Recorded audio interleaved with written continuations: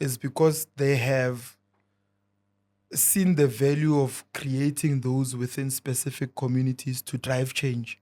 Yeah. What inspired that particular aspect of your career? Yeah, I mean, the first thing is that, as you may be aware, Innocent, is that in South Africa and also in the continent, we have about 2 million, 2.5 million housing shortfall in South Africa. Continentally, about 50 million housing units still needs to be built.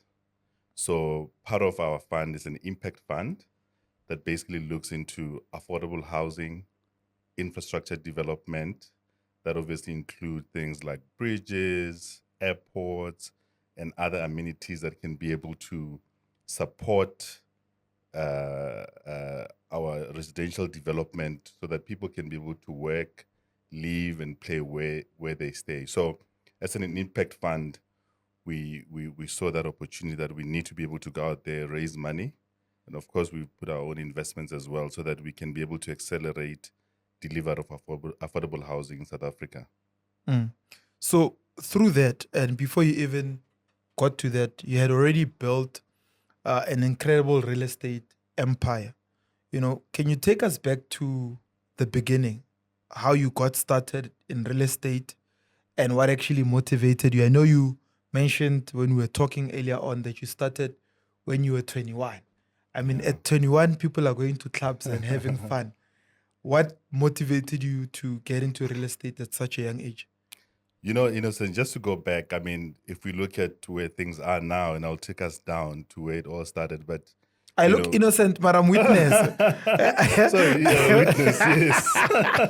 You do look in. But yeah, sorry about that. But the key thing that I wanted to say is that, I'm currently chairing an institution at the University of Johannesburg, our center, which is called SMECT, where we basically helping young people to learn about real estate. So I chair that. I sit at the board of Metro Fiber, which is a fiber business. My wife and I have been founded a foundation called the Global Surgery Foundation with the founding donor. That foundation is based out in Switzerland. And we've done a lot of stuff in the continent and in the world. But the key thing is that I was born in Mojaji at a village called Mokwaseli. And I was very fortunate enough to have born in a village and, to Is learn. Mujahid an inside? This is in Limpopo and Zanin side. Zanin, okay. Yeah. So from the royal family of Mojaji, the reign queen. You're also from the royal family? I'm Prince Rali Mampeule. Oh, I okay. never use the title. And I'm sure but, a lot of people don't know about people it. don't know Because you about never it. say it. And well, I hardly speak about it, but yeah, I'm from the royal family. Our family, Mampeule, is part of the families that make up the royal family of Mojaji. My dad sits in the council. And yeah, I know there's some challenges right now, but those things have been worked out and certain decisions have been made. So there's a lot of developments that is taking place in that space. But yeah, I'm a Prince Mampeule. But, later on, obviously with my dad was working in Johannesburg. So I joined him later on, Kokena, what we call Standard 1. I guess I'm giving my age. Standard 1 is not grade, I think it's grade 3. I think it's grade 3. Yes. So ka fitlhela ko pleke ko ka se ba reng ke Davidton. We call it Vuta in Davidton. So that's where I arrived when I got to Joburg. And I think I was about 8 years old. And I grew up there and I ended up doing my studies at local school there, but Kimilodi Primary School. Later on, I went to high school, go Binoni High. And that's, when things were changing in the country, I was fortunate enough to be able to study in those schools, go Binoni High. When my brother got back from the US to study, he gave me the opportunity to stay with him in the suburb called Park Ridge. But I did Yes. my matric there in Park Ridge. Joburg But the point, North now. yeah, Joburg North. The point I'm trying to make here, and obviously I then end up studying at Harvard in the US. But the reason why I'm giving you all this background is because I feel I'm very fortunate enough to have had the opportunity to be able to be a village boy, a township boy, and where we most of people are now, or generally people are staying in what we call the suburbs. And obviously we've traveled a little bit of the world and studied overseas, but that gives you a perspective, a different way on how you look at life, because you can easily be able to relate to a lot of people who are coming from different walks of life. So that's where it started. So I was very fortunate enough to then I've met a gentleman by the name of Charles Everett, who owns a company called Chairs Everett. Then he's late now. May his soul rest in peace. The real estate company. The real estate company, Chairs Everett. Yeah. So that's where my career started. Mm. So take us through from the beginning when you met him, Yeah. and I'm guessing you met him and then he introduced you to the business of real estate. And I'm guessing also that you started off as an agent because he was Yeah. running an agency. And how did that then influence your career in real estate? Yeah.